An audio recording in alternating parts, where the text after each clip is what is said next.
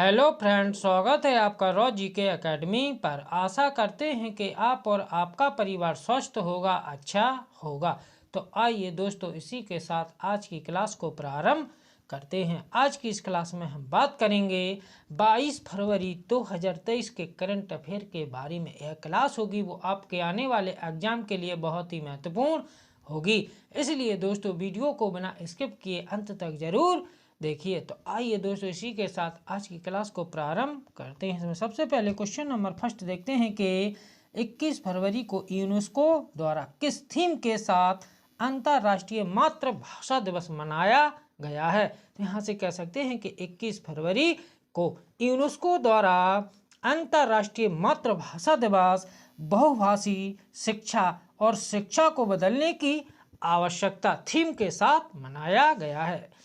आइए दोस्तों, इससे संबंधित कुछ महत्वपूर्ण पॉइंट देखते हैं कि 21 फरवरी 2000 को अंतर्राष्ट्रीय मातृभाषा दिवस पहली बार यूनेस्को द्वारा मनाया गया था। नेक्स्ट पॉइंट देखते हैं कि अंतर्राष्ट्रीय मातृभाषा दिवस की पहल करने वाला देश बांग्लादेश था, अर्थात अंतर्राष्ट्रीय मातृभाषा दिवस की पहल बांग्लादेश द्वारा की गई थी।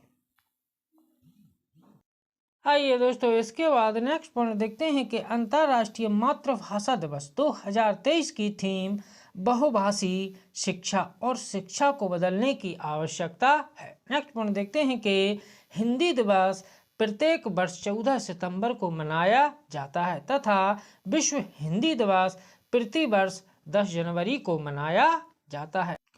आइए इसके बाद नेक्स्ट क्वेश्चन नंबर सेकंड देखते हैं कि अंतर्राष्ट्रीय रेलवे सुरक्षा और भारतीय रेलवे सुरक्षा बल द्वारा 18वीं विश्व सुरक्षा कांग्रेस का आयोजन कहाँ किया जाएगा। तो यहाँ से कह सकते हैं कि अंतर्राष्ट्रीय रेलवे संघ और भारतीय रेलवे सुरक्षा बल द्वारा 18वीं विश्व सुरक्षा कांग्रेस का आयोजन जयपुर राजस्थान में किया जाएगा।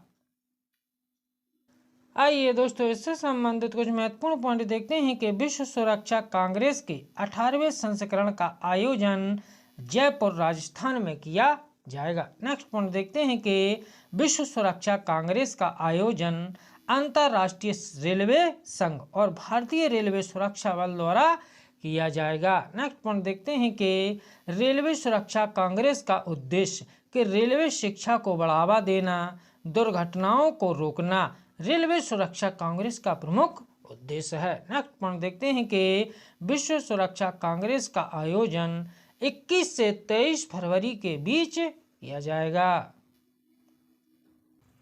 आइए दोस्तों, इसके बाद अंतर्राष्ट्रीय रेलवे संघ से संबंधित कुछ महत्वपूर्ण पॉइंट देखते हैं कि अंतर्राष्ट्रीय रेलवे संघ की स्थापना वर्ष 1922 में की गई थी तथा अंतर्राष्ट्रीय रेलवे संघ का मुख्यालय पेरिस फ्रांस में स्थित है। नेक्स्ट पॉइंट देखते हैं कि रेलवे सुरक्षा बल की स्थापना वर्ष 1957 में की गई थी तथा नेक्स्ट पॉइंट देखते हैं कि ऑपरेशन आहट रेलवे सुरक्षा बल द्वारा चलाया गया था। नेक्स्ट पॉइंट देखते हैं कि भारत की पहली डिजिटल लोक अदालत की शुरुआत जयपुर से हुई थी।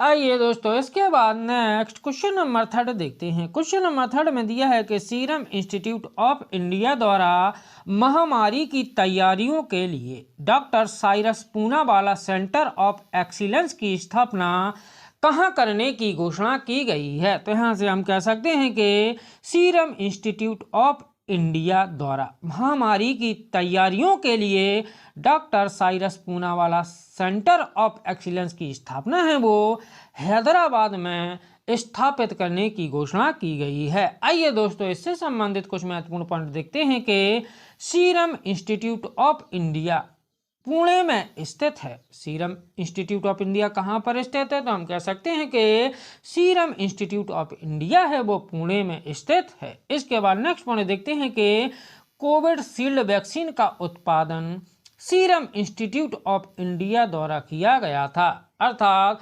कोरोना काल में जो कोविशील्ड वैक्सीन आई थी उसका उत्पादन है वो सीरम इंस्टीट्यूट ऑफ इंडिया द्वारा किया गया था।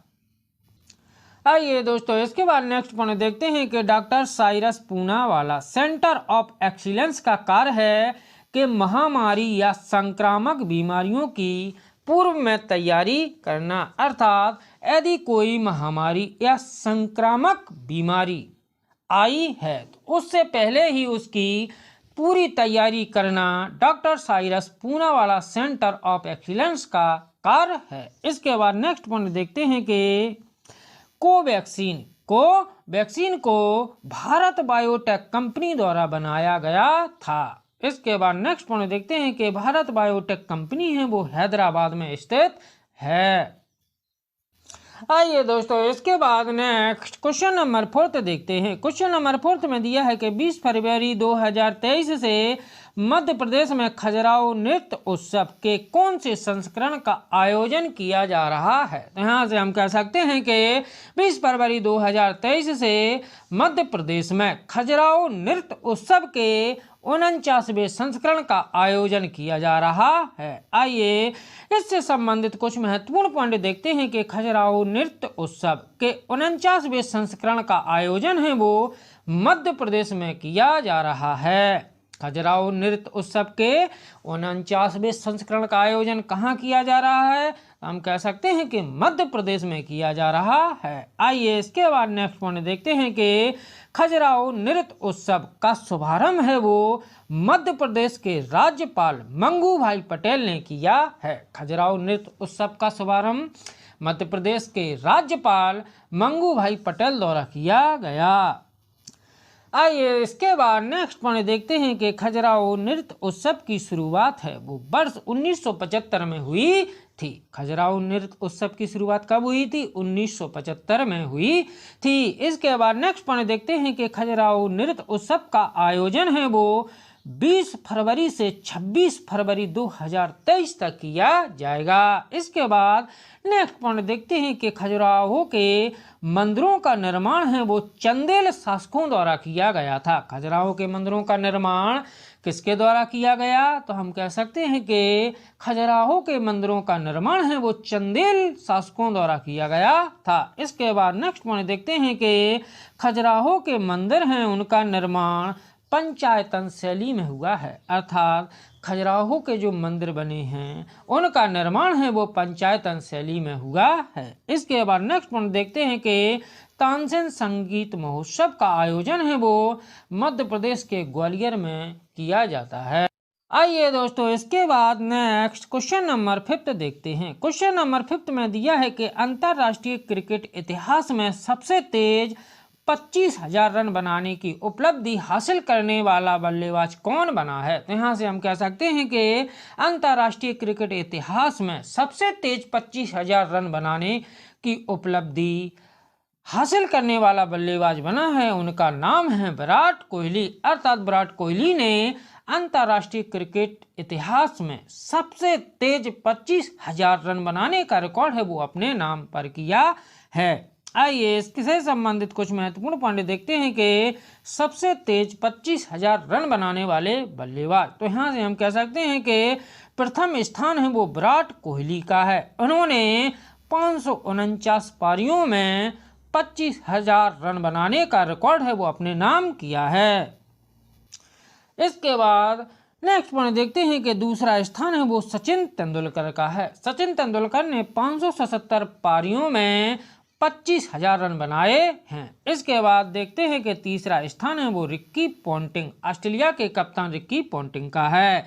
आइए दोस्तों इसके बाद नेक्स्ट पॉइंट देखते हैं कि एक ओवर में 7 छक्के लगाने का रिकॉर्ड है वो ऋतुराज गायकवाड़ के नाम पर है। इसके बाद नेक्स्ट पॉइंट देखते हैं कि सबसे कम उम्र में डबल सेंचुरी अर्थात 200 रन लगाने वाले बल्लेबाज बने हैं, उनका नाम है शुभमन गिल। शुभमन गिल ने सबसे कम उम्र में डबल सेंचुरी लगाने का रिकॉर्ड है वो अपने नाम किया है। इसके बाद नेक्स्ट पॉइंट देखते हैं कि सबसे तेज डबल सेंचुरी लगाने का रिकॉर्ड है वो ईशान किशन के नाम है। आइए दोस्तों इसके बाद नेक्स्ट क्वेश्चन नंबर 6 देखते हैं कि 19 फरवरी 2023 को छत्रपति शिवाजी महाराज के जीवन पर आधारित शिव सृष्टि थीम पार्क का पुणे में किसके द्वारा उद्घाटन किया गया है?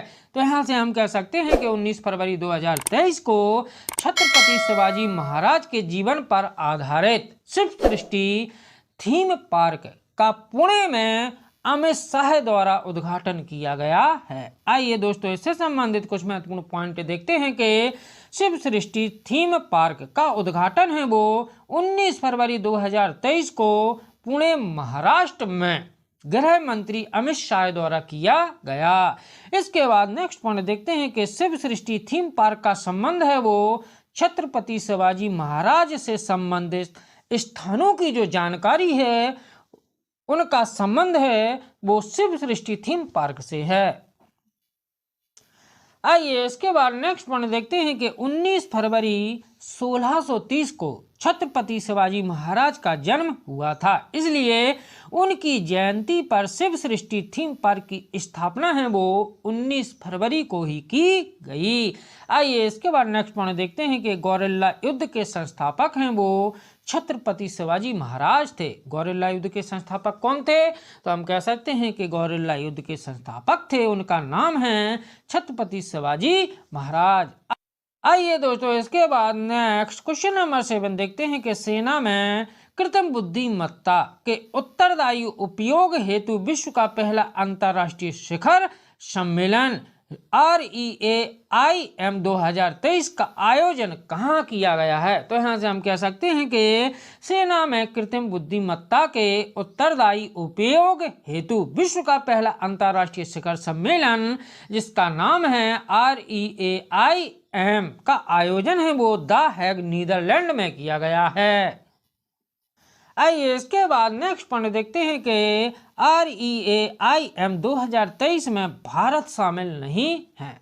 इसके बाद नेक्स्ट पॉइंट देखते हैं कि रिम का फुल फॉर्म होता है वो responsible artificial intelligence in the military होता है। रिम का फुल फॉर्म क्या होता है? Responsible artificial intelligence in the military होता है। इसके बाद नेक्स्ट पॉइंट देखते हैं कि कृत्रिम बुद्धिमत्ता इसके द्वारा विनाशकारी क्षति को रोकना इसका प्रमुख उद्देश्य है। आइए दोस्तों, इसके बाद नेक्स्ट क्वेश्चन नंबर 8 देखते हैं कि नीति आयोग के नए CEO कौन बने हैं? तो यहाँ से हम कह सकते हैं कि नीति आयोग के नए CEO हैं, उनका नाम है BVR सुब्रमण्यम।